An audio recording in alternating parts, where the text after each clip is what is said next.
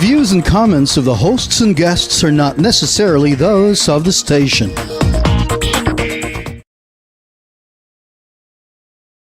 Hi, I'm Nicole, Jacinto. Join us on Healthline with 𝗏𝗏𝗶𝗏 as we discuss the latest health and medical topics with doctors from 𝗏𝗏𝗶𝗏. For a healthier and uplifting lifestyle, tune into Healthline with 𝗏𝗏𝗶𝗏 on DZRJ 8:10 a.m. Radio Bandido TV. You've got questions, we've got answers. Watch and listen to Healthline with 𝗏𝗏𝗶𝗏 every Monday from 5 p.m. to 6:30 p.m. airing on Sky Cable Channel 224 and on all DTT boxes, simulcasting online on Facebook and YouTube. Listen and watch on your mobile devices. Just search DZRJ Radio Bandido.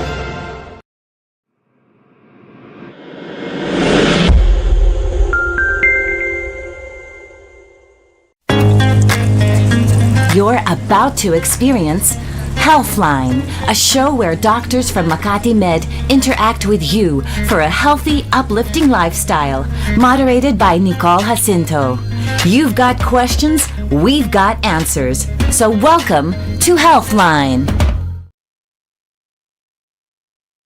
Okay. Hi, everybody, and welcome to Healthline with 𝗏𝗏𝗶𝗏. I'm your host, Nicole Jacinto, and I'm happy to be back with another topic and another doctor, of course, a very knowledgeable doctor. Today, we're going to be talking about ASD, or autism spectrum disorder. It's Monday, so it's Healthline time, and it's time to start your week, learning about medical and health issues, different topics, and also just to, give us a healthier, uplifting lifestyle. And I'm actually very happy to be coming across this topic today and to be discussing it with Dr. Alexis Reyes, because I'm sure a lot of people can relate to it. You may have someone in your family who has the autism spectrum disorder, or you may know someone, and it's time that we talked about it more. So good afternoon and welcome to the show, Dr. Reyes. How are you today? I'm fine, Nicole, and thank you very much, and good afternoon to all the listeners of your show. Yes, and by the way, folks, I want to say hi to Ted in Singapore. He might be busy doing something. Want to say hello to Nadine in Nadine's in Manila now. She's not in Honolulu. But you see, doctor, we have people who watch from different parts of the world also, and when they come home to Manila, they're like when they have their health checkups, they go to 𝗏𝗏𝗶𝗏, of course, if they ask me where to go, no? Pero I just want to say hello to them and remind everyone that you can watch the show anytime, anywhere, no matter where you are in the world, because of course the show is online in digital platforms, and you can just click it and keep watching it. If you have questions though for our doctor today, send them in while the show is live. That way we can ask Dr. Reyes. If not, just keep watching the show, and I'm sure you'll get a lot of knowledge from Dr. Reyes today. So Dr. Reyes, can you tell us first, what exactly is autism spectrum disorder? It's actually a very complicated and maybe one of the most enigmatic of the developmental disorders that one will encounter in this century. And when I say this century, because the prevalence has remarkably increased, it's a neurodevelopmental disorder. And the reason why I'm emphasizing neurodevelopmental is because there are findings in the brain that actually impact on the development. And the developmental findings actually, or the behavioral findings as well, are unique to this particular disorder. And some of them actually are associated with one's difficulty in interacting, and also behavioral difficulties like repetitive behaviors, restricted behavior patterns, routines, and those are probably describe the dyad of impairments. It's now the dyad of impairments, because in the new DSM-5, which was in 2013, they actually, a team of experts actually put together their thoughts regarding whether they would put it under one umbrella, which is actually what's happening now, autism spectrum disorder, or you can call it autism already, and or divided into different, categories, which was really difficult for many families actually before. Okay, so this is, it's actually an entire very it's a thick book if you want to read about it. And every day there's something new about autism. Okay. So, okay, doctor, just to pick up on several things you said it's it's a neuro disorder. You're emphasizing neuro because it has to do with the brain. And then the brain, it affects the development of the child, no? And so basically you're born with it, yes? Yes. Yes, Good okay. question. Good question. Because it is supposed to be not just genetic, but also triggered by environment. So you already have the genes actually for autism, but something triggered. All of us probably have genes of Yes. autism. But there are already 100 plus varieties or described and recognized genes which are maybe connected with autism. However, we are not autistic. Yes. Something must be triggered, and that trigger is usually in the environment. In the environment. Okay. So that's good to know. So all of us probably have the genes that make us prone to being autistic or having autism. But there's also something in the environment that triggers it. And you also mentioned earlier the UDSM. Could you tell us what UDSM stands for? Could you tell The me? DSM, the Diagnostic Statistical Manual. Okay. This is actually, it's like a Bible in a way of developmental, psychiatric disorders, mental disorders, actually. And it came, it started from this stick to this stick. Wow. So people who are studying developmental pediatrics, psychiatry, neurology will all have to actually go through this. You don't have to memorize because it is available. Yes. It's available online already, and you can actually just look at what you need to look at. But it actually is important to note that everyone, because of the standardization, because before, anybody can say something about a disorder, but this standardizes the disorders. So that means that if you want to talk about autism, it has to conform to the diagnostic criteria that is written in this particular book, in this particular course. That's a great explanation and really great information for all of us. Because as you said, people might be saying, okay, this kid's autistic. That one is, but with the UDSM, it started this small, as you said, the book started this small, or, everyone trying to diagnose it and collect all the same data. Are there patterns? Does it come out this way? So now you can identify a child who is autistic if they not conform, but if they fall under certain, if they exhibit certain symptoms that are in this book, this manual. And you also did mention earlier that, before there were, you were saying that this is really significant to this century because the occurrence of autism is going up or has gone up, and that was predicted already before? Not really. Not really, because in the 40s, when it was first diagnosed, and it was one doctor who actually is well known for this particular condition, this Dr. Leo Kanner, in the 1940s, he actually described 11 children, 11 lang, 11 children. Yeah, 11 lang. So, but, those times, we did not have the DSM yet. The DSM was still starting. So, probably in other parts of the world, this was also being described, but nobody knew how to put it all together. And as our capabilities evolved in terms of collecting data, we came to realize that, it can happen in different cultures. It can happen in different parts of the world.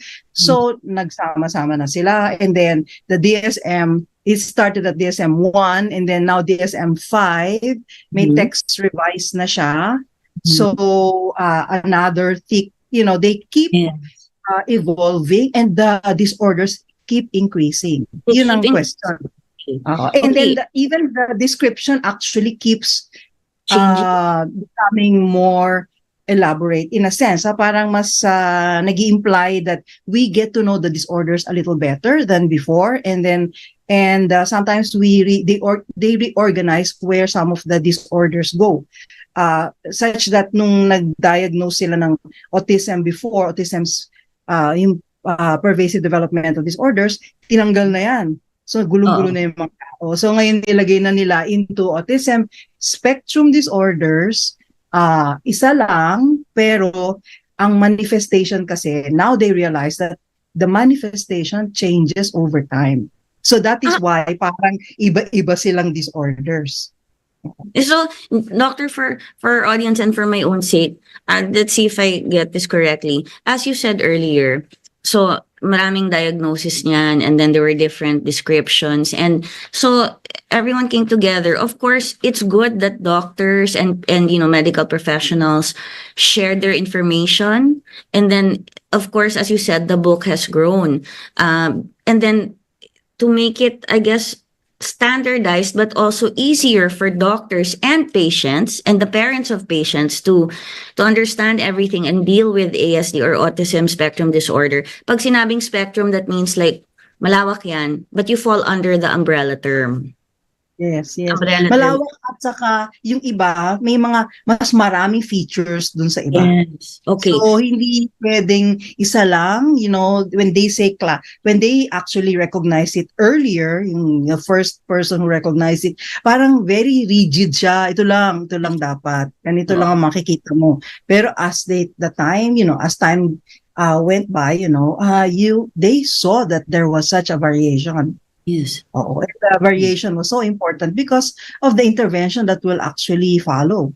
Yes. Doctor, you mentioned the 1940s, and Dr. Leo Kanner, you said, is during that time, would people, am I correct in saying that some people would call autistic children or autistic people idiot savants?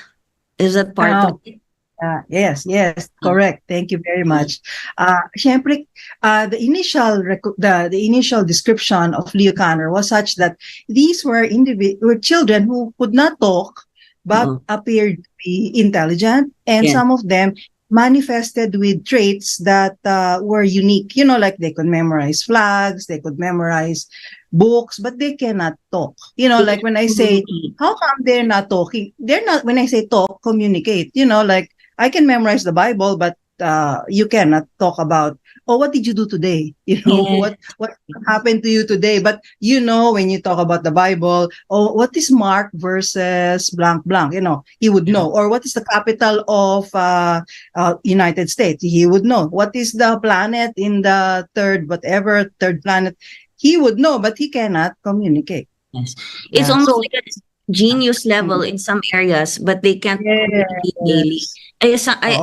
Some would have like extreme, like genius talent, let's say playing the piano or playing instruments, and then some would like, well, if you saw the movie Rain Man in the 80s, he was so good with numbers, like that's why his brother used him to count in gambling, and then like he could count the matches. He knew, like, ang bilis niya. He knew how many matches there were. So I mean, of course, the term idiot is not nice, but during that time, they would say idiot savant kasi idiot. Pero may savant meaning good at something, a savant, a prodigy, someone gifted. So okay, I'm glad that it's all connected and I'm correct, because I remember that when I was a kid, like hearing about these things. Of course, I wasn't born in the 1940s, but I still remember. Thank you, doctor. Okay, so from that time onwards, so they've it's grown, and the diagnosis. And can I ask, some people will say autistic yan. I don't want to get into the topic mismo of Asperger's, but some people will say autistic yan, may Asperger's yan. Is Asperger's syndrome considered part of autism? My friend asked me kasi. What a good question again. Let me just add a little more to what you said about the idiot savant before we go into the topic of Asperger. They are called splinter skills.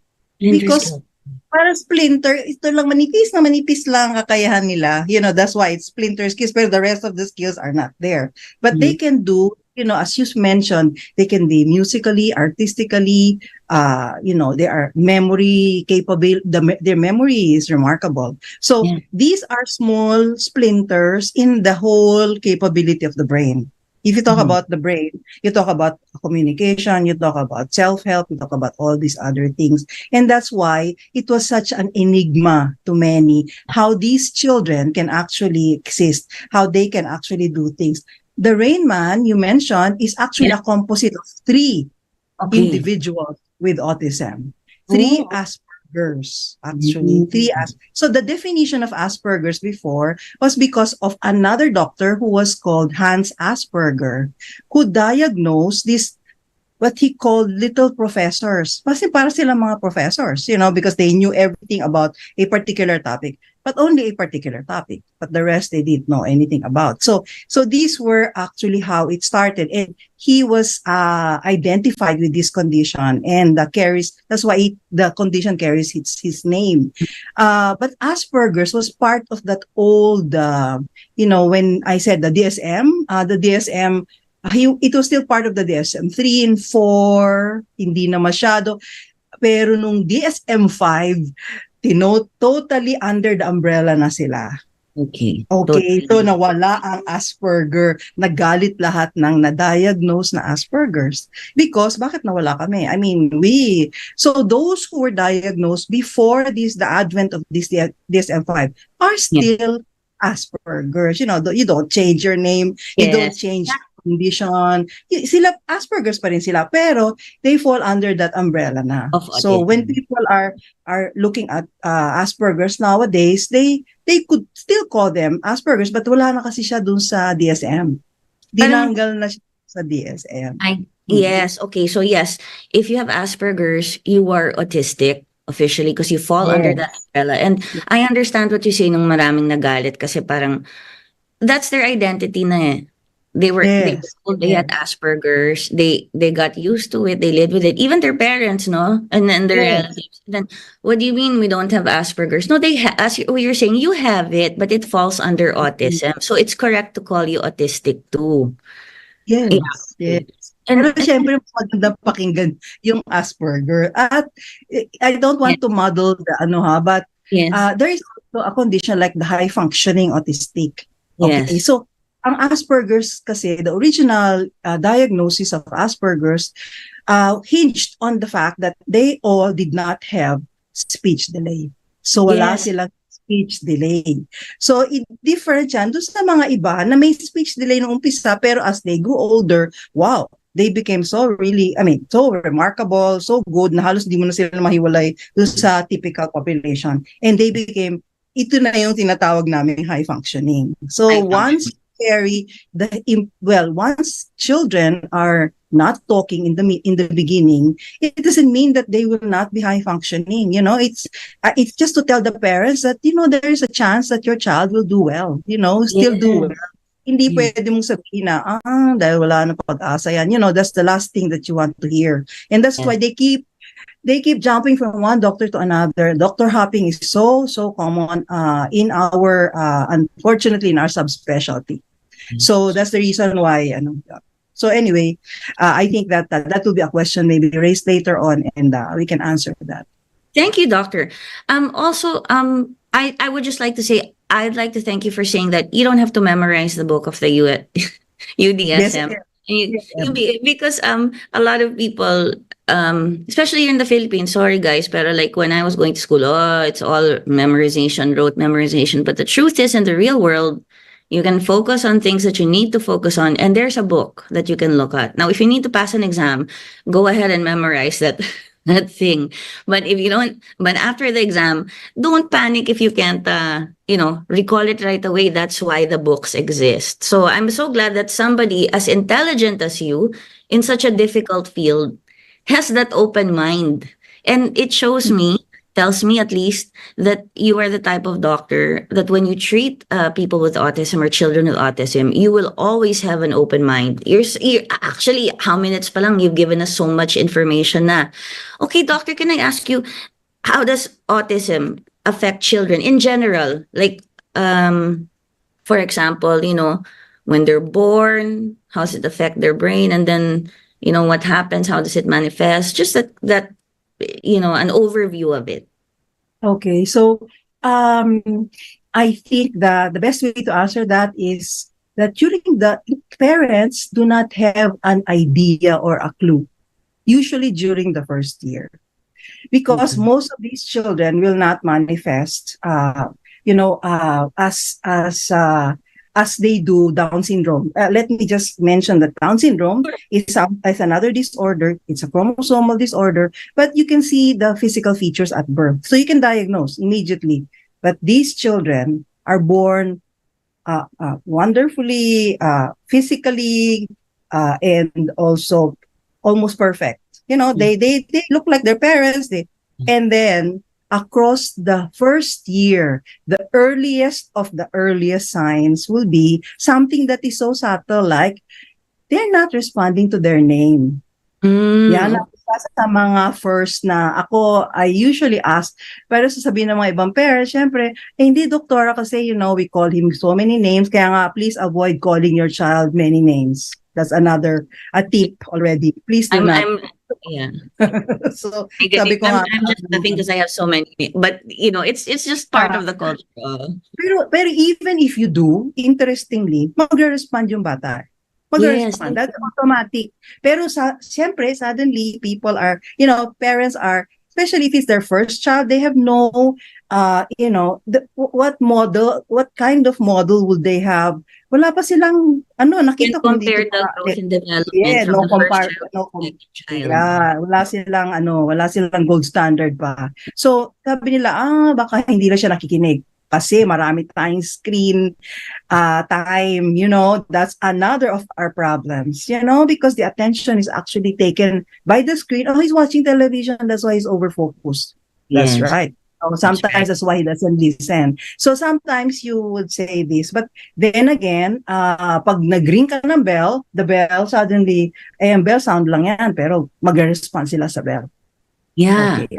Talaga over-focus, which is not good, So that's one. And then the other thing that you would probably not notice too much would be the lack of pointing. They will not point.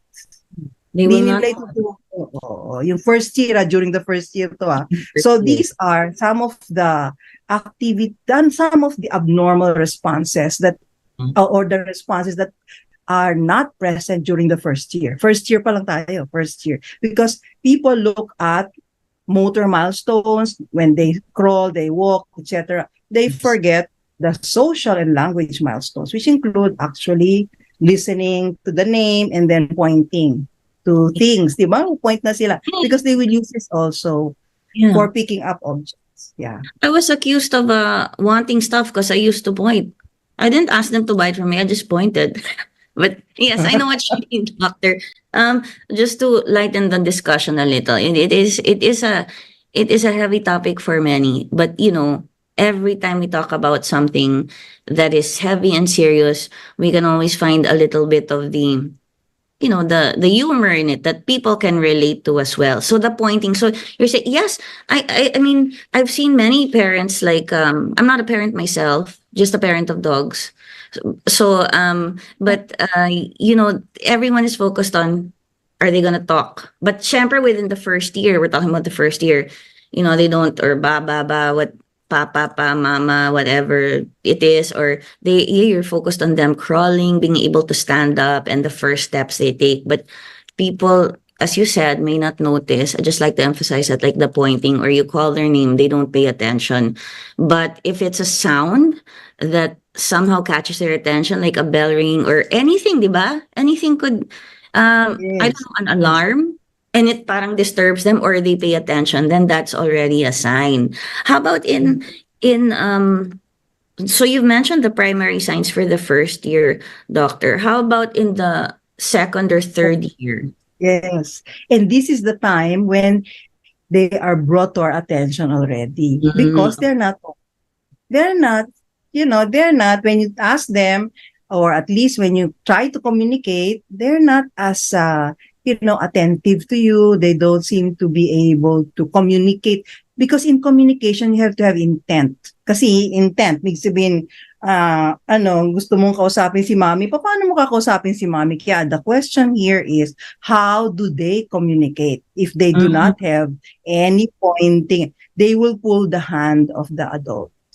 Okay. That's the other thing. So bakit nila ipupul kung marunong sila magsalita? Diba? So that is the concern that people do not really appreciate, because why are they pulling our hand? Or this is how they actually, Doctora, the way they talk to me. Kaya, he is so bright, he is able to pull my hand and point it to where he wants. But then again, why doesn't he point it himself? That is the Yes. question. Oh. So, can I ask you, like, with that you don't have to answer me if it's too, like, I know you know the answer, but if it's like too complex to get in, anyway, I don't know why I'm overthinking my question. Is it with pointing and maybe speaking, and like they pull the hand of the mom or the dad or whoever, the primary caregiver or whoever it is that they're comfortable with these children with a disorder? Is it something that's not connecting in the brain, or do they just do things differently? No, that's a good, yeah, that's another good question, actually. The problem with autism, actually, during these first 2 years, which people don't really appreciate, is that there is also the absence of joint attention. Wala silang joint attention. Kasi hindi nga sila marunong mag-point. Ikaw magpo-point ka, hindi sila titingin doon sa pinopoint mo. Dapat tinitingnan nila yung pinopoint mo. Okay, that is joint. Tatlo kayo tumitingin doon saan. That is the unique feature that is probably helps explain the reason why kung hindi sila nakapoint at hindi sila nakikinig, there is no other recourse but to use instrumental gestures. And one of the instrumental gestures they use is that pulling of the hand. They pull the hand instead of the pointing. Kasi hindi sila nga marunong. There is no joint attention there. Ginagamit ka lang, actually. Ginagamit ka lang para kang object, in a sense, to point. Hindi yung sasabihin mo, Mommy, can I get that one? No, he's not going to do that. Okay, but let me just clarify. Hindi naman lahat ganun, ha? I mean, some of them will have it. Some of them may have had it, but they lost it. So there are patterns that's why I would like to emphasize and stress that when you go to your doctor should be very good in your history taking. Kasi in developmental history, kung makulit yung doktor mo, panalo ka na doon. Kasi kung makulit yung doktor mo, kalahati na nung diagnosis mo kukuha niya. Kasi kukulitin ka niya, sasabihin niya, how? Pero ang tanong dyan is how. Hindi yung, marunong ba siya mag-point? Marunong, hindi. The question here is how, because you're leading the question. If you say, marunong ba siya mag-point? Marunong ba siya makinig sa ano? Hindi. Paano siya humihingi ng tulong sa'yo? Paano siya kumukuha ng gamit? Papaano? So that means i-describe ng magulang. Ang galing ng parents. Actually, I am so blessed to have met so many parents. I've been practicing for 30 years already, plus.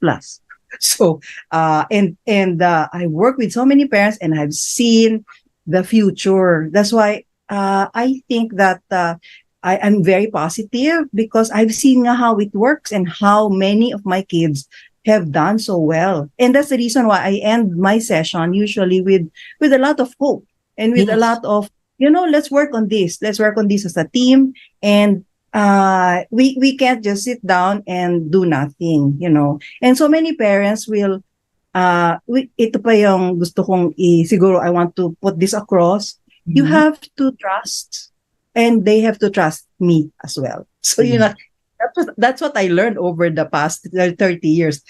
Marunong ka nga, pero how will you elicit trust? How will you make sure that this parent will come back to you and make sure that you will be responsible for the next few years of this child's life? So, doctor, okay, you've told us already some of the primary signs or behavior. And then, so the parents, when they notice it, where they notice these things, they start coming to you or doctors like you. And I guess part of the diagnosis is clinical. Like, I mean, the Yes. doctor will ask, how does your kid do this? How does your kid do that? And then, so that's part of diagnosing it. And as you said, there needs to be a good history. And if your doctor is makulit and asks you like, okay, how does your kid do this? And then in like 6 months or I don't know, whatever thing is like the timeline, did it change? Does he or she do this now? How? I mean, then you're saying panalo ka na, because also, some parents or patients, they get overwhelmed. And then I'd like to emphasize also here, which I also emphasize, is doctors need the information. Sabihin mo lahat ng alam mo. If your doctor asks a lot, I actually am not very comfortable with doctors who don't ask a lot of questions. And I also ask a lot of questions. That's why I have the show. I actually ask a lot of questions because, I mean, especially, I guess, for something like this, if the doctor is willing to communicate and share a lot of information and also ask you a lot of information, then that means you're invested in it. You really want to cure the illness or manage it, and you really want to see improvement. So that's one indicator. And you did mention earlier that there's a lot of like doctor shopping when it comes to autism, because I guess the parents are like, well, I don't feel like, I can't believe that my kid is autistic because I don't feel that comfortable with this doctor, or other doctor said my kid is not autistic, or they just don't get that level of care. So maybe for the parents also, I guess if they're not going to a doctor, or let's say they're going to a pediatrician and parang they don't feel that, their questions are being answered or they're not right, then they should go to someone like you who has a subspecialty or a specialty in this. Just reminding the parents out there. And as you said, how do you build that level of trust with the parents who are also like the patients? Because it's a very emotional and social thing. And it's I guess it's quite fitting that communication with the parents or primary givers is so essential between the doctor and the parents. And the problem is that autistic children cannot or do not communicate the way others do. So we're not used to it. We don't know how to read their minds. Yeah. Anyway, yeah, sure, go ahead. Can I just maybe thank you again for opening a lot of opportunities for me to really clarify also some issues. One is that our field necessitates that we see children for a longer period of time. So as a pediatrician, if you're a general pediatrician, you have maybe a period where it depends on how long you would like to see a patient. But in our case, 1 to 1.5 hours is a minimum number of hours. Yan ang kino-compare ng mga patients. Sasabihin ng parents, Doktor, tinignan kami ng 15 minutes. Actually, the diagnosis, if you are really astute and you're really an expert, you can pick it up in 15 minutes. But will that make you a better doctor? Will that help the parents? Because the parents will now be like, how did she know in 15 minutes? Like, parang bilis naman tinignan nitong batang to. You have to spend time with the child and also with the family to let them see what you're seeing. Like, for instance, tingnan po ninyo, kasi minsan, 1 hour umiiyak yung bata. So, that alone is very, very unnerving to the parents. Paano yan? Babalik na naman tayo. And then, so you try your best, and there are certain techniques, strategies that you do. There are centers already that actually exist wherein we are a little more compassionate and we are a little more capable of actually handling patients like this. The other point being that some parents will come in with a lot of baggage. And will actually say that kasalanan kasi ito ng asawa ko, or pointing fingers at each other. And that will be the entire session because they will be quarreling. And kasi may kamag-anak siya autistic. And I wanted to bring this up because when a family already has a history of autism, yan, babantayan mo yan. Kasi sometimes, when even, siyempre, hindi naman yung pinakamalayong kamag-anak, pero kung kamag-anak mo, like, my brother or my uncle has autism, oh, that's close. That's within that generation. babantayan mo to. Kasi it's possible that that you are in the same environment, something is triggered, you may be carrying the same gene. So in the United States, they have what they call child find. Once there is a family history, kunyari may anak ka na autistic, yung susunod mo anak, babantayan na. Kasi the chances of the other one having autism is high. So this is how it works. That's why in the United States, the prevalence is already 1 in 36. Okay. 1 in 36. Ang dami nun. Yeah, so dati, before the pandemic, it was about 1 in 44. And then I will just tell you that in the 1940s, it was about 1 in 10 to 20,000. So you can imagine, that's why I'm telling you that it is really one of the most and the fastest growing developmental disability across the century. Talagang ang bilis ng akyat niya. So why is this happening? Many parents are asking me, why is this happening? And internationally, it is because we have better tools. Second, the awareness is much better. We have changed also the diagnostic criteria to pick up more kids, I guess. But more than that, I think that there is really an increase. Okay. So that is what worries us, Okay. So just to recap a few things you said, doctor. Sometimes a doctor is so good, they will be able to tell that the child is autistic and, can say that in 15 minutes, it's fine. But I guess reminding doctors also, you have to spend time with the parents because they need to be told and it needs to sink in. The communication should be good. And that's why you say, like, usually a session is an hour and a half, or if the child is crying in the office, children, even if they're not autistic, always cry at the doctor. It's an unfamiliar, even if you like the doctor, you're like, I might inject something, right? I mean, I'm like that too. But I don't cry now. Just ask a lot of questions, but which irritates the doctor. I don't know if I don't know. Okay. So anyway. It shouldn't. Actually, your question should be recognized as an interest in what you need to do and that you're invested in your health. Kasi yung health-seeking behaviors natin, very poor.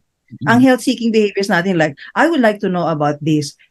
Dapat encourage mo yun, hindi mo di-discourage. Sasabihin mo, yes, that would be good. Let's try to see then find out what's wrong with you. Hindi yung, there's nothing wrong with you, you're just thinking about it, maybe you should see a psychiatrist. Those are some of the things that we would like to get over with, Thank you, doctor. I know some really good doctors and some of them are in Makati Med who really listen to everything.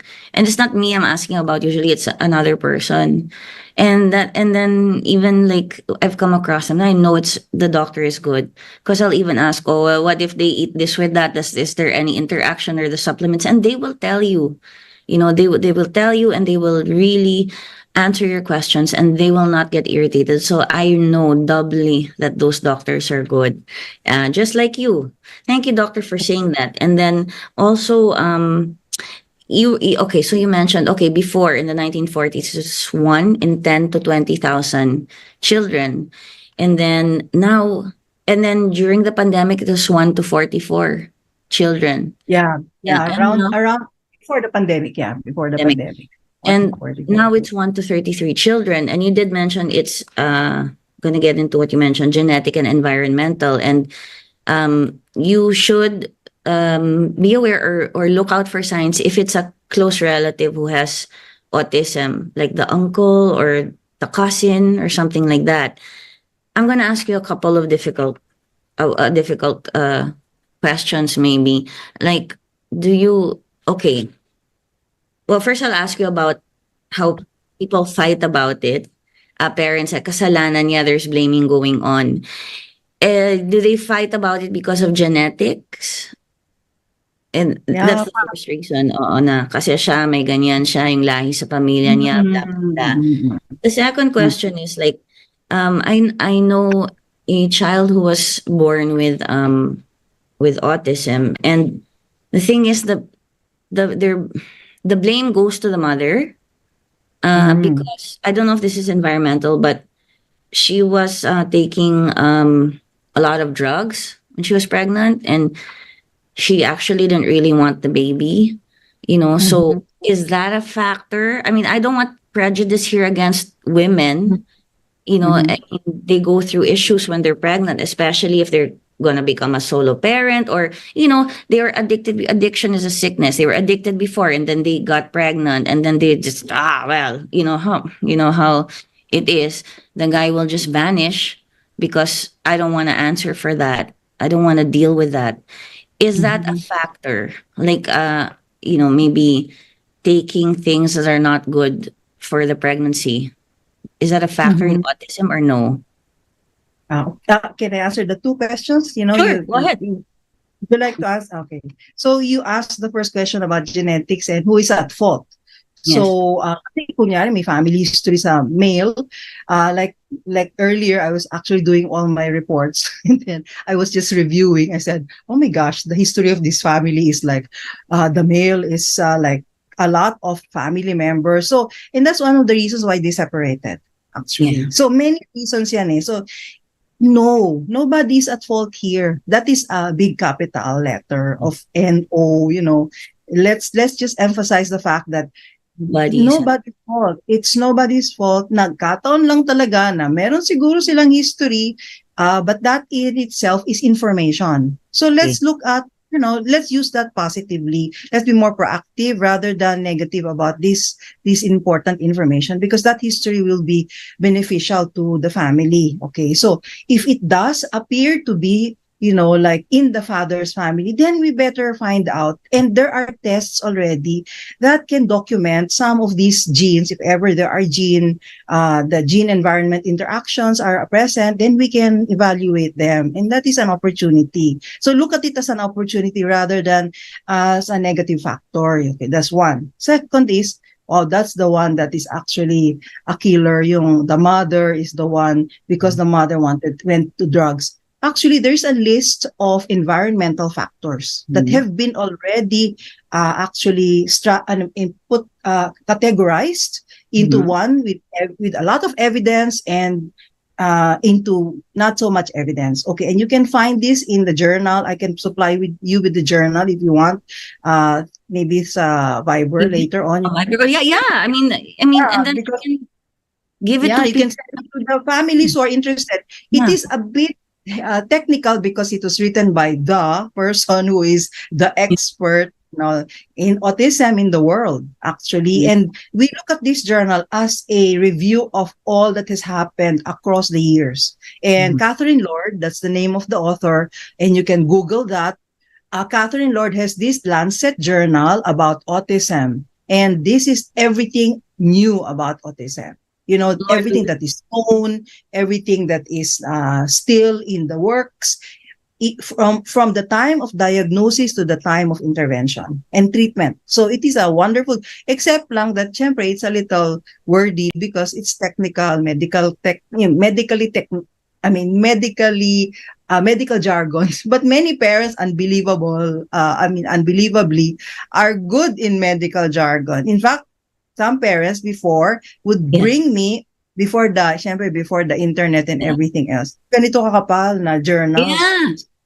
Mami, nabasa niyo ba lahat yan? Kasi parang akin na lang, ilagay ko na lang sa aming library. Because I don't think you have time to read all of that. What is important is and later on, I'll talk to you about what is important to know about your child.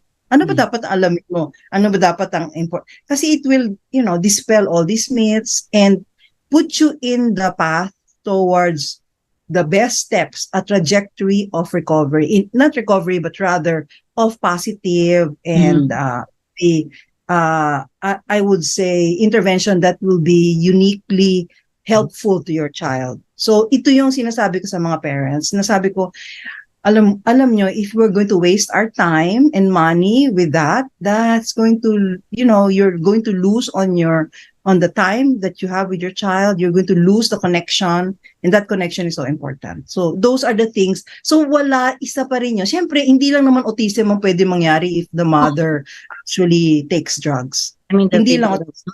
Marami pang ibang syndrome, marami pang ibang the damage to the brain. We don't really know how far it will go. So that is something that is worth also investigating. Yes. Yeah, but it is important. Bihira yung nanay na nagsasabi, alam mo, doktora, kasi I'm a drug addict. So, I rarely hear that unless or susumbong sa'yo ng tatay, sabi, Doctor, can we have a little time together? What? My wife actually is a drug addict. So, yung mga ganon. So, rarely do they actually. But if ever that is so, that is another thing that we have to look into. Because I do have some patients that is confidential information, but rather information that's also important. Yes. So, isa sa mga triggers yan actually. Pwedeng trigger, pero we don't know whether it is just autism that it triggers or whether it also triggers some form of intellectual disability, retardation, and so forth, Yes. Thank you, doctor. I mean, we all know naman kasi that when a woman is pregnant, when a female is pregnant, I mean, obviously, whatever she takes affects her child because it's growing within her. And I've also heard, just to emphasize what you're saying, nobody is at fault. I've also heard things like, from the mother to the father, like, you used to do a lot of marijuana before, whatever. And as you said, yeah, that's a possibility to trigger, but nobody is at fault. And let's take it as a positive to learn. Now I'm going to ask you a hard question since we're on the topic. A lot of people in the US and some other countries believe that vaccines cause autism. What's your take on that? Or you can plead the fifth and not. No, I'm not going to plead the fifth. And I will tell you what the evidence shows. The evidence shows there is no connection. Walang connection. I actually gave a lecture lecture during the pandemic. Siguro I gave 3 or 4 lectures about the connection between the vaccines and autism. Wala, actually the doctor who was the proponent of that particular connection has had his license revoked. Okay. In the United Kingdom. Lumipat siya sa US. Okay. Pero doon, he's still doing a lot of these things. And then, it's easy to, there were some people who came to the Philippines before and I was actually listening to some of their, I have to listen, because they would say, measles, for instance, we do not give measles, MMR. So sabi ko, paano yan kung namatay yung bata? What are you going to choose? Death? Or not even sure about autism yet, So if we deprived our children who are already poor, malnourished, and all the other extenuating factors that will actually increase the possibility of death, wala na, namatay na lahat ng mga pasyente natin. So, nag-away talaga nung time na yon. Talaga that was a super hot topic. And now, we know better. When you say evidence-based, that means there is enough information now, enough studies that will tell you that it has no connection. Wala. Kasi in fact, the original data was bogus. Hindi talaga nila ma-replicate. The original data that was done by this doctor was actually not replicated by another hospital that actually, ito yung naging problem nung the journal, the medical journal that published it was the Lancet. The Lancet is one of the most significantly recognized and honored journal in the United Kingdom. Ang sarap mag-publish ng paper dyan. Pag na-publish ang paper mo dyan, that means you must be really good. Have you published? I'm sure you can. You're just too busy with patients. If you can publish, ang daming Pilipino na na-publish na dyan. But then again, the point there is they published this paper. Then they retracted it. Okay. So you see, that is how important that information was. It was a big journey for many families. Up to now, they are still using that information. So, paano tayong third world? Whatever we are in, we do not have the capacity to really, be more physically, mentally, or nutritionally sound. We don't have that yet. So, sila lahat kasi, tayo hindi, wala. Mamamatay talaga mga pasyente, mga bata. So, that was our advocacy then. And we said, no, the Autism Society of the Philippines is very vigilant with regards to that. And they keep telling during their conferences, and they do have conferences yearly if they can, except during the pandemic, they tell parents because most of the members of the Autism Society are parents. Okay. So we have a very strong advocacy group. In fact, this April, we will have, again, the Angels Walk for Autism.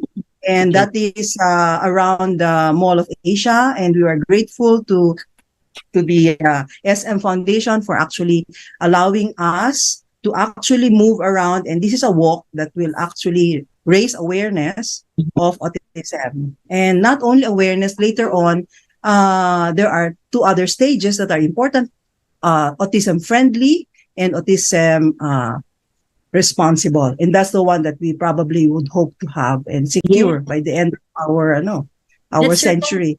Let's circle back to that a little later, because I think that's very very relevant and important. And thank you for answering the question about the vaccines. And you're right. If you don't take take a break tuloy. If you don't, what is my producer pointing at me? Okay, I don't understand your hand signals. Sorry, doctor, I'm very candid here. I don't understand your hand signals. Okay, so I'm focused on doctor here. Give me a better hand signal. Okay, so,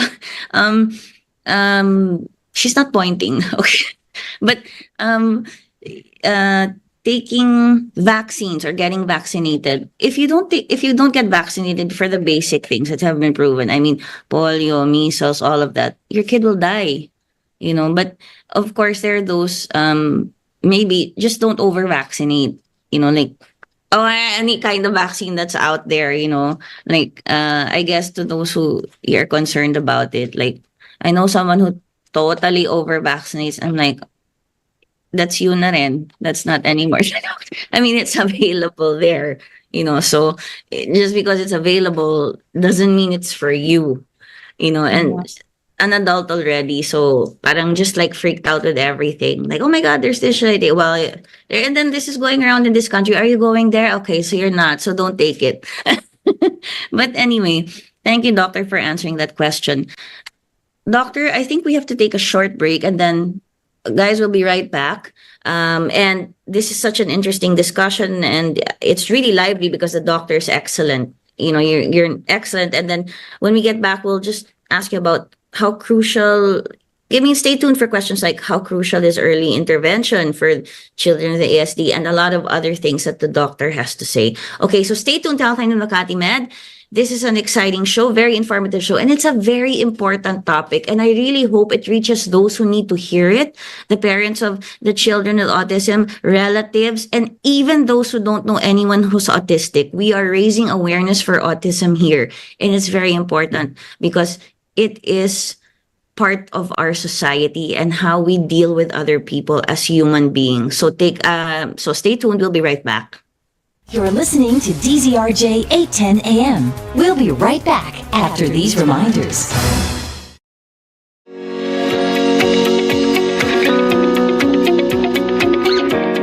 Hi, this is Dr. Jacinto from Makati Medical Center, and I'm happy to share that our world-class quality healthcare with the heart is now more accessible and affordable at Makati Med Care Access, Araneta City. What's more, Makati Med Care Access is the only single-use hemodialysis center in Araneta City.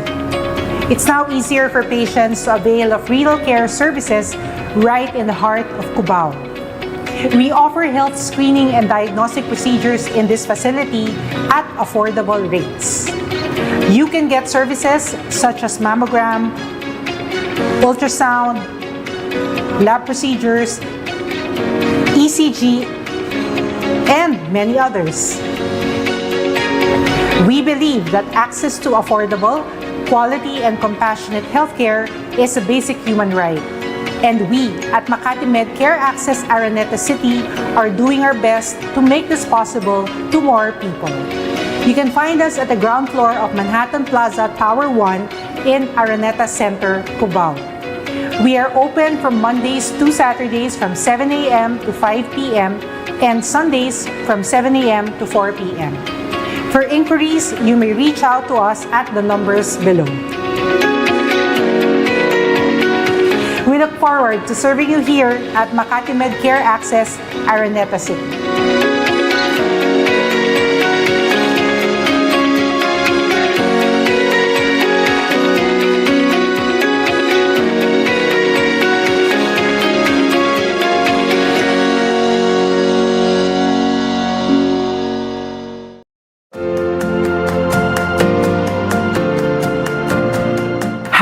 This is Dr. 𝗛𝗶𝘁𝗵 from Makati Medical Center, and I'm happy to share that our world-class quality healthcare with the heart is now more accessible and affordable through Makati Med Care Access at 𝗛𝗶𝘁𝗵.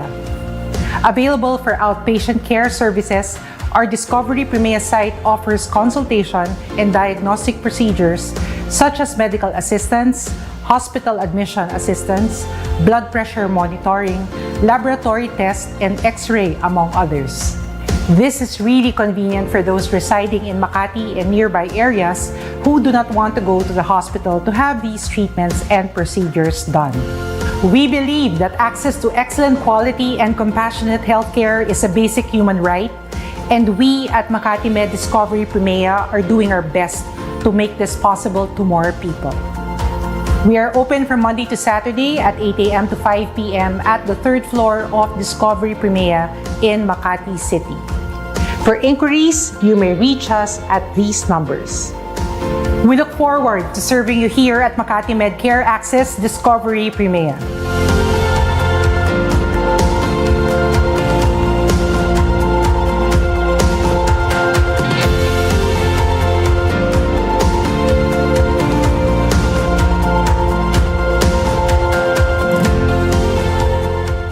You're back with Healthline, keeping you healthy. Moderated by Nicole Jacinto. Okay, welcome back to Healthline with Makati Med. I'm your host, Nicole Jacinto. We're here with Dr. Alexis Reyes of Makati Med, of course, and we're talking about ASD or autism spectrum disorder, or you can simply say autism, as Dr. Reyes said earlier. Okay, doctor, is there, you have so much to say. I don't even know if I should ask these questions. I think it's all coming out with everything you're saying. There's no need for questions. I mean, you're just a wealth of information. Okay, well, maybe we can start with we can go back to the conversation with how crucial is it for early intervention, and what in terms of children with autism, and so when parents discover, I guess, or have suspicions, they go to you or another doctor. And when it comes to that, what age is a child usually, in your experience? What's the common age that parents are realizing that their child may be autistic, and how important is that early intervention? Thank you, Nicole. Maybe I can go to the reason why parents consult. Yes, okay. Most of the time, they consult because of speech delay. And speech delay could range from hindi siya nagsasalita, or ayaw niyang magsalita, or konti lang ang sinasabi niya. So you have to get the verbatim. Ano talaga ibig sabihin ng speech delay? So for all of us, and for many of us practicing the field, this is really what you call as a trigger, one of the trigger symptoms, or maybe reasons why they are seen. And if I may go back, and because I was part of a training program, having retired lang recently from PGH, but I'm still part of the Philippine Children's Medical Center. This is the number one reason bakit sila nagpapatingin. It is speech delay, sometimes combined with hyperactivity. Okay, bihira yung makikita mo lang hyperactivity lang. It's really speech delay.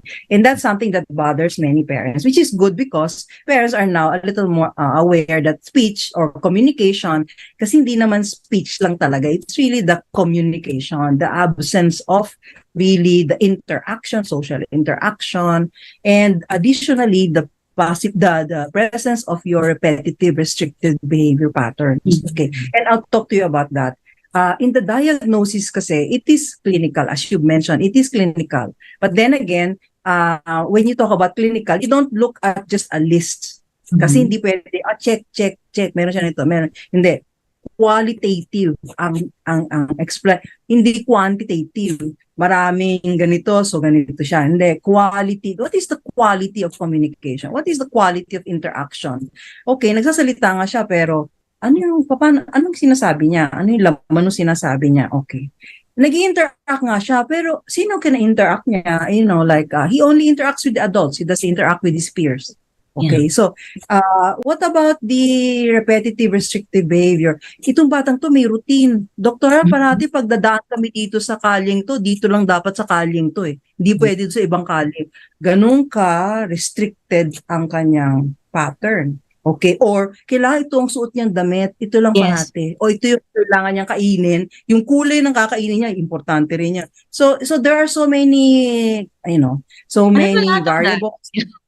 But So many examples that you can actually raise. But then again, put it all together and look at the history and look at your findings and look at the child, and you can see already that you are looking at the symptoms suggestive of this condition. Okay, so the thing here is, unlike Down syndrome na may marker, kunan mo ng dugo, meron ka ng chromosomal analysis, ito hindi, kahit nakuha mo ng dugo, pa-x-ray mo, pa-EEG mo, there is no diagnostic examination except the behavioral and also the history. Kaya nga napaka-importante ng history. People put, medical, the younger doctors don't really put a lot of premium into history taking when it's so important. And if you're a good historian, you'll be able to pick it up. Kasi minsan wala silang repetitive behavior pero sa history meron. Like ay doktora nung yan, pag pumupunta yan sa harap ng TV,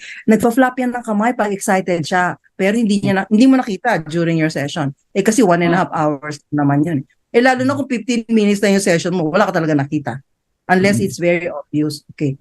Once you confirm your diagnosis, and there are not, hindi lang naman kami developmental pediatricians. In fairness to our colleagues, the neurologists, pediatric neurologists, and the child psychiatrists, they can also make a diagnosis. So they can do the diagnosis, pero iba-iba kaming kakayahan. So then again, families will have a choice. Hindi lang talaga PPL lang talaga. The waiting lists are long, and that turns off a lot of sense. Lalo na yung waiting list ko. Waiting list ko talaga mahaba. Pero sabi ko nga, that shouldn't be a deterrent. You should keep asking and calling my secretary until the time that she gives you, hindi ka pwedeng mag-give up. Kasi sometimes, your vigilance will actually give you an opportunity. Baka may mag-cancel o pasok ka kaagad. Yes. If you're really. So ako sa akin yon. So after your diagnosis, tama yon. The next thing to do is intervention. Now, here is where parents are all like quick fixes. They want a miracle. Tomorrow, doktor, wala bang gamot yan? Di ba pinapainom lang ng gamot yan? Or di ba binibigyan siya ng ganitong treatment? That you can hear a lot of things. I'm not gonna mention them because they're also not evidence-based. yes. Kasi marami gumagamit. So, instead of, creating enemies, I would like to inform them that there is, you should look at the ones with evidence. And the ones with evidence usually have a lot of, one is behavioral management. That is a lot of evidence. Okay, how do you manage the behavior? Kasi yun ang una mong gagawin eh. Kahit na gusto mo mag-speech therapy, hindi naman siya nakakaupo. Ikot siya na ikot, talon siya ng talon, akit siya ng bintana, akit siya. Paano ka magte-therapy? I mean, you're gonna waste your time following this child around. Behavioral management is really important, and that is something that is necessary, and it can be done usually by therapists, and it can be done by educators, yung mga special ed na nag-manage na ng autism. Kasi may mga programs natin na very focused na sa autism. So ask you about schools. You're okay with you think that a lot of schools, when they say we handle this, that they really are doing it, or wala lang, parang by the way, we have a specialty, kasi magandang question yan. Kasi syempre may listahan kami dati nung nag-umpisa pa ako, sabi ko I didn't know, when I came back from my training, I said, ano kaya yung mga skwelang meron dito? Wala talagang wala. We were just happy and glad that in the history of autism in the Philippines, I'll mention this because I think that a lot of people know this. There was an Australian teacher who was the head of an autism center in Brisbane, and she was actually in Los Baños because the husband was stationed in the Erie International Rice Research Institute. He's a researcher. So wala siyang ginagawa. So tinulungan niya isang eskwela doon. And because she is really an expert gumawa siya ng mga afternoon sessions, afternoon classes. Nagtayo na sila ng school. At the end, make the long story short, gumawa ng first school. This is the first recognized school for autism. And this is called 𝗂𝗶𝘶. It doesn't exist anymore, sadly. But ito, ang kanilang target is behavioral management. Sabi nga niya, nung nakita niya yung mga ginagawa ng mga ibang parents, aawa siya talaga. Sabi niya, oh my gosh, this is the only thing that you should be doing. So there's a curriculum for autism that she brought along with her. And this is the behavioral management. So remarkable. We were so blessed to have her, and she's back in Australia now. But she has built the basis for many of the schools around the area, and in fact, in some of the Metro Manila has so many of these particular programs. However, syempre, alam mo, I'm nothing against duplicating, but sometimes nadadilute na yung training. Yes. So, nakukuha mo, konti-konti na lang nakukuha mo doon sa original. So, sadly, anyway, lumating naman ngayon some of the international behavioral programs, and they cost an arm and a leg. Yes. But the thing here is, it's still behavior that you're after. Once behavior is there, then you focus on your communication. When I say communication, it could be gestures, it could be pictures, hindi not necessarily vocal, verbal. Kasi lahat ng tao gusto, kailan mo ba magsasalita anak ko? Sabi ko, baka hindi hindi magsalita. Kasi maraming hindi magsasalita din. Not all will be talking, but they will be communicating through their gestures, tapping of the hand, trying to give or pictures, or there are already mga programs on the computer that actually uses sentences, like, I want to go to, yun, tinuturuan sila, no? Some of them are unable to process the verbal part. They do not have the capacity, but they have the capacity to use these programs. But these programs also cost a lot. So those are the things. So why early intervention? As early as your diagnosis is made, you move on and you start these programs already. And I usually, to help the parents, I usually conduct parent training programs. And I usually training too.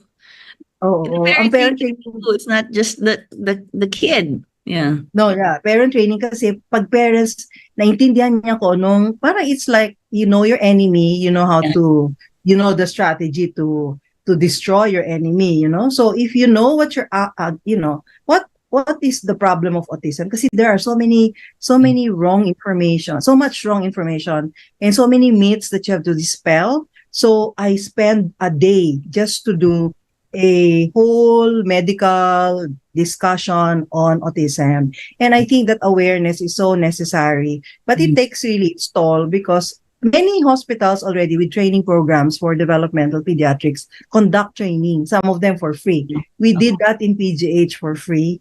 And in some centers, we usually do that. Just, they pay only for what they will eat for lunch. Yes. So something like that.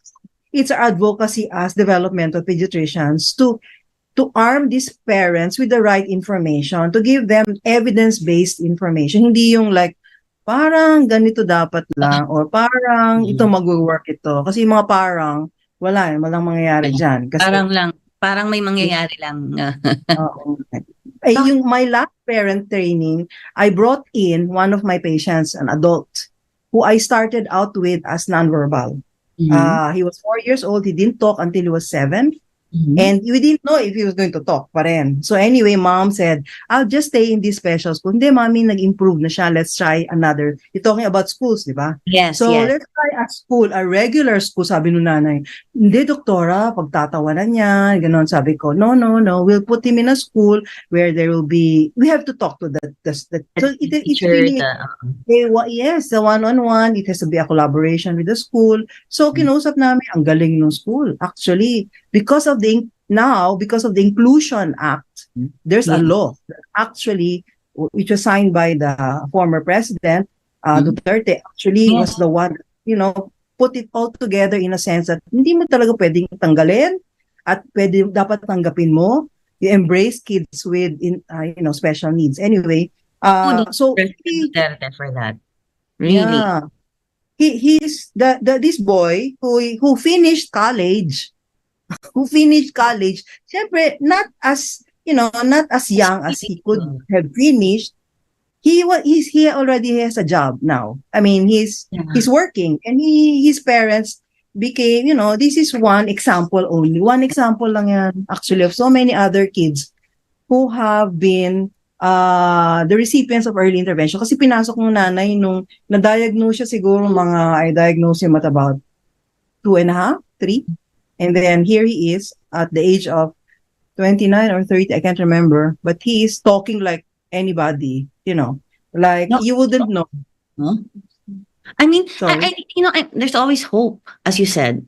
Yes, yes. And doctor, I'm so happy you shared that story, because I do know a kid that's autistic, and the pandemic happened also. And as you said, no, behavioral first, because at first it was difficult. His behavior was difficult, but somehow, his parents and his sister took him to I think a pediatrician, and then a psychiatrist. They didn't get to take him to you, but and then the pandemic happened. But what I noticed with this kid is that he speaks actually. But it's not like, total communication all the time, but he's speaking more and more. And his behavior, I think that's the first thing the family addressed. Like on their own, they just knew how to do it, figure out what he wanted and also get him to agree to what they wanted. Like things are not so routinary anymore. Like, this kid, if he sometimes will fixate on something, like let's say he wants to, like he used to fixate on one thing, no more na, like he listens, and then he's like, okay, like, it's improving. It's just like he's not talking with like how other kids do, but he does speak. And he says things and he understands, and he's like interacting more. And they did send him to a regular school for a while. And I guess I would just like to say kudos to the family of this kid, and be patient. He's still like, he may be like in grade 4 or 5, but he's older. So what? He can still, get education and graduate from. So what if he graduates when he's 25 or 30? And as you said, the patient you had is 29, 30, and he talks like anything, he wouldn't know. Kasi some of us talaga have, in our culture, we have this idea na, dapat pag 18 nasa ganyan niya, dapat pag 21 nag-graduate na yan. Diba? And then, kahit anong kukunin mo, basta may degree ka. And that's not it. And you mentioned about how there are these tools that, like prompts and tools. Some children can say, I want this, or, but I noticed with this kid, like years ago, I was talking about something that was in the news, and then it seemed like he wasn't paying attention. Then he had this iPad, and then he just suddenly showed it to me, and it was the news that I was talking about. So I was like, what? He can understand. It's us who do not understand him all the time. Yeah, exactly. And thank you for that, because the change has to come not only from the child, but also from the family. If we change, and can I add, apart from being patient, you have to be consistent. Yes. So you have to, when you say this, you're supposed to do this. Tayong hindi consistent. That's why he gets into tantrums. He has a lot of meltdowns. Kasi, ginawa mo dati, ngayon hindi mo naman ginagawa. So that's another problem. So, and also the fact that I always maybe talk about this. It is an approach that the United Kingdom has. This is a spell, SPELL. So structure, because you have to have a routine. So the routine, relaxes them, doesn't make their lives difficult, because pag bombard mo na siya na, ito mga lahat ng gagawin mo, hindi katulad natin, nakaka-multitask. Actually, naninervous din ako pag binobombardo ko at na-overwhelm. Dapat, hindi, ano ba yun? I know a lot of people are Yeah, so it makes a difference. P stands for positive. We have to be positive. And if you're going to slap this child, reprimand, you're going to do negative things, he will learn from you. Actually, kaya nga may ibang patients ako na, sino ho yung nagpipinch sa kanya? Yung pala yaya. So Yeah. naka-pick up itong batang to. So akala niya yung behavior na yun tama. Sino ba naman na magsasabi na mali yung behavior sa kanya? Okay. So the E is empathy. Empathy, you have to empathize. So tingnan mo, what if you want to help the parents, but ikaw mismo, you are so unable to embrace the differences? Kasi hindi ba pagdating sa mall, nagsisinisigawan, oy, napaka-spoiled naman ang anak mo, tinan mo, naglulupasay dyan, tapos wala ka bang empathy, So, yan. So, L is low arousal. When you talk to them, you don't shout. Kasi ang feeling ng ibang parents, pag tinigawan ko yan, Dok, ano yan, tutiklop na yan, mabait na yan. Sabi ko, ay, mauubos na naman yung magagasgas na yung lalamunan mo dahil now, hindi, the lower the aroused, the lower your voice, the better he will listen. Subukan ninyo actually sa mga parents, subukan niyo po, pag tahimik, pag mas mahina boses mo, mas lalapit sa iyo. Okay, and then the last are linkages. You have to form linkages with others. So that means in the community, form linkages that you can actually have so that this boy will stand a chance to engage, integrate, and be part of your community because that's what inclusion is all about. So hindi sila pwedeng, dito para sa mga autistic lang to, dito para sa hindi walang ganun, diba? And that's exactly what I am so grateful for with the inclusion law that was actually signed before he left. Yes. So, yun, sa akin, malaking bagay yun. Grateful for that. Thank you. I mean, and the spell, what you mentioned in spell, actually, if people just did that to each other too, even if we're not talking about autism, a lot of things would be smoother. You don't shout, don't raise your voice, don't say nasty. The tone is important, even with people who don't have autism. Structure or whatever. Basta ang daming matututunan dyan, and it makes not just the autistic patient better, but even the way the family and friends, it would be smoother for them. Okay, Doctor, we actually have some comments or questions here for you. Yes, thank you. Before I forget, the spell came, if parents would like to look at it more, the source of that is the National Autistic Society of the United Kingdom. You just, just put it out in the Google and it will explain to you what the spell approach is. Okay, I will ask them to that way also here in the house so I don't get I can give you a lot of materials, so you can go through it as well. And then kasi part of our advocacy is really to educate especially people in the media. So kasi kayo yung I'm happy to actually when they asked me to do this, I was kind of toxic. So but I needed to really review my schedule, and then I said if it's for autism, I have to do it. That's my commitment. Don't come back on the show anytime. I mean, the things we've discussed today, I'm sure you can discuss much more. And it's okay to keep going through it because we'll just keep raising awareness. So please come back anytime. So happy to have you as a guest. And actually, okay, we have some questions or comments for you. Okay. Hi, Doc. May possibility pa ba na maging normal yung bata if ever? This is from Eva. Eva, ang definition kasi ng normal, napakahirap, di ba? Di naman lahat tayo normal.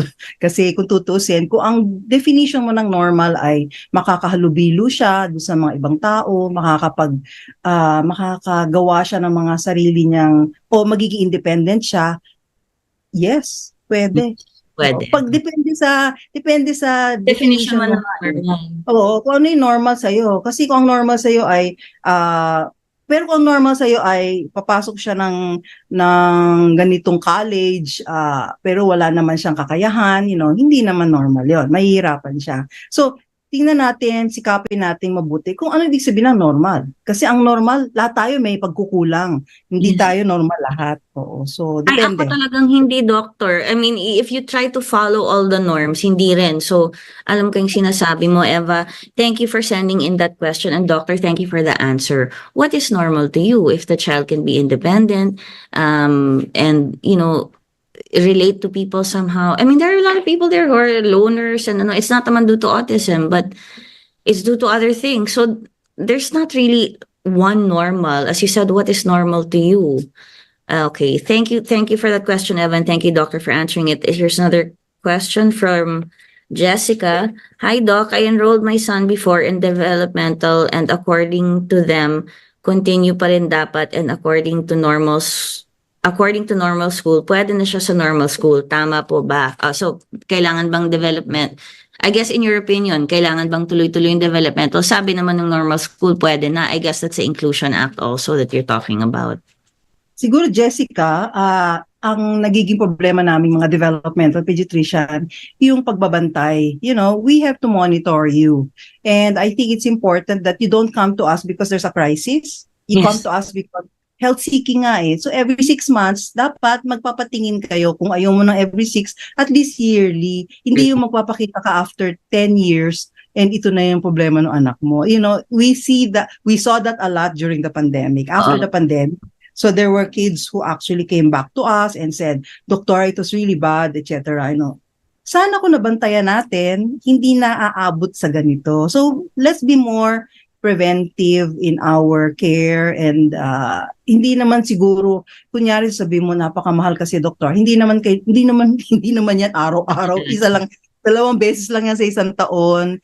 Pero kailangan magpatingin kayo uli kasi yung requirements ng regular school mo are necessary for you to see. Kasi tingnan mo ang readiness ng bata.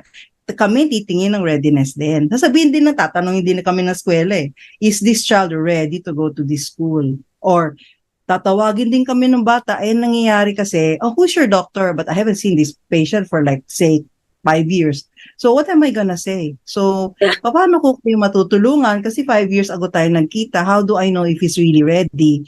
He may be ready to you, and he may be ready to this school, but you know, let's put it all together and work as a team. And this is another approach that is so important. It is a team approach. That's why I put together a team of people to actually help the child. Hindi lang naman ako yun eh.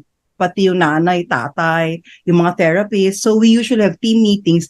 It was very good during the pandemic in a way kasi Zoom. So nakikita kami sa Zoom. And I think that helped actually in collaboration, and that helped actually in setting up the goals for the child. Iba-iba pala yung goals nila. So let's put up our goals. And tapos ni-record mo pa yung conversation mo. So everybody would remember what it was and what you talked about. So thank you, that's doctor. important. I mean, that's such a great answer. Tanungin mo muna, pa-check mo muna. Because, you, the doctors will be the ones to really evaluate it, not the schools, unless they have doctors. But still, no. I mean, if you must change your doctor or whatever, I have to say kudos to this family, the kid that I know, because he progressed during the pandemic. So they must have done something right talaga. Okay, sorry, more questions. What's the best thing to do, doc, or practice at home that we can practice, Isa? I guess Isa, we'll just say like, what is the best? I mean, Isa, the question is a bit general, no? So I guess, doctor, you can give a general answer. Like, what would you say to someone who has an autistic child at home, and what's the first thing they should, or the priority thing that they should tackle or focus on? Ang sa akin kasi, Isa, as a pediatrician, I always check the age. At ilang taon ba yung anak mo? Kasi kung ang anak mo bata pa,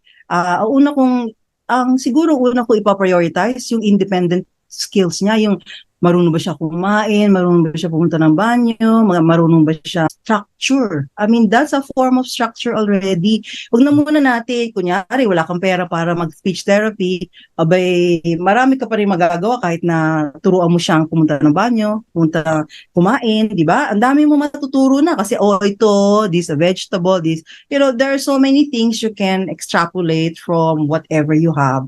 Be a little more imaginative. Ang isa kasing kailangan din natin gawin to be how do I say this, to be consistent, as I mentioned, and as you've mentioned, to be patient. So hindi ka agad-agad natututunan nila, ang pagpo-process nila medyo mas mabagal. Hindi katulad natin na nakuha na natin. Hindi, ang tagal, bago. Pero one time bigla na lang, naiintindihan na pala niya. Kasi kung uulit-ulitin mo, gawin mo araw-araw. And ang ginagawa mo araw-araw, usually life skills.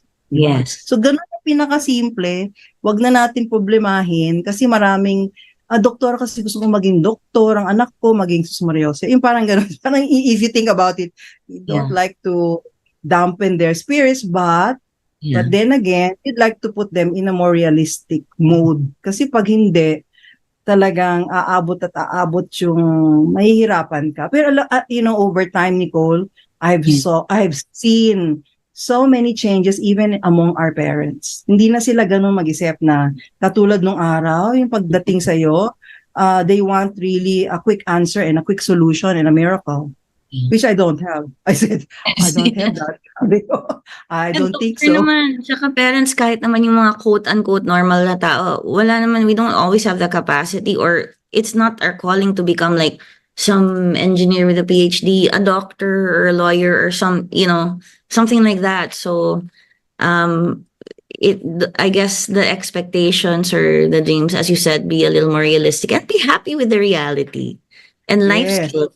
Focus on life skills. So, focus on life skills, even just, dressing yourself up, going to the bathroom, eating. If you can do that, that's a lot already. And then later on, problemahin mo na yung speech niya, step by step. Okay, we have a question from Christine. Hi, Doc. I have a brother na may mild autism and we enrolled him in normal school and now nag-excel siya sa school. The school is training him to join a math competition. Oh, okay. That's Christine's comment. Congratulations, sabihin sana. Thank you. They're really good in certain areas, and he is probably capable doing math. The processing is good in math. So kanya-kanya talaga, and celebrate that. Celebrate that because he is already there, and maybe you move on. But then again, don't also dwell on it too much because sometimes pag natatalo sila, yun ang problema. Ayaw nila natatalo sila. Okay, so kailangan abangan mo yan. Tingnan mo kung, it's all right if you're not going to win, you still, kasi ang hirap ng concept ng losing. Yes. To them. Kasi very rigid ang thinking nila eh. So, losing is not an option. Okay. Wow, losing is not an option. Okay. Doctor, one more comment. Wow, Doc and Nicole, thank you so much for the wonderful and very relevant topic. We really need this. People need to embrace and understand these children too. They're human and part of society too. I'm glad you guys talk more about this. I have a 13-year-old special kid too from Jessa Santina. Thank you, Jessa. And thank you, Doctor, and I guess, Doctor, there is a stigma, but we're overcoming it now, even just by doing this. And then we are running out of time. So if there's anything you'd like to say, Doctor, I'll give you the floor. Well, thank you so much, Nicole, and thank you for the invitation. And I hope that I represented the hospital well enough. And also, more importantly, I represented my advocacy for autism even more. There will be many autism awareness programs that will be coming up soon because we're celebrating Autism Awareness World Autism Awareness Month in April. So before that, maraming gagawa ng mga programa. So I hope that we can also ask request the station to support us also in some of our maybe advertisements or just telling people about autism and talking about autism is good enough for us. And we'll have our first autism camp at the Philippine Children's Medical Center in April. So there will also be an autism summit, and that will actually involve adults with autism. So siguro watch out for that. And for all the parents who are watching and for all the teachers, therapists, nagpapasalamat lang kami sa ginagawa ninyo.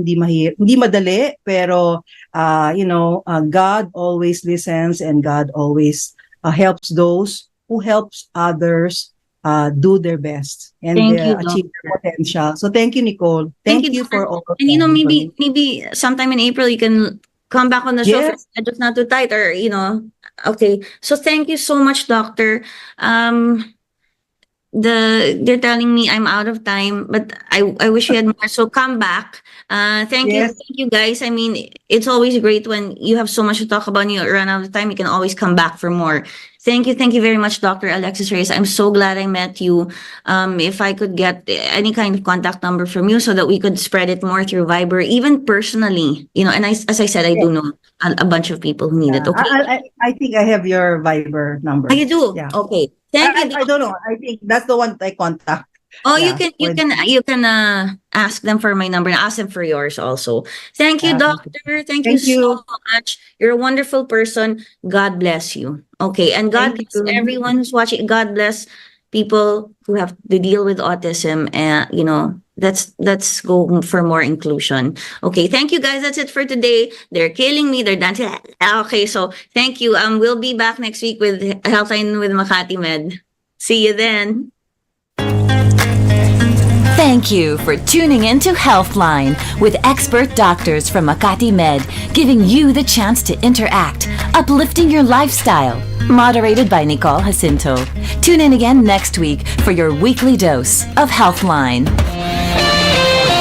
The views and comments of the hosts and guests are not necessarily those of the station.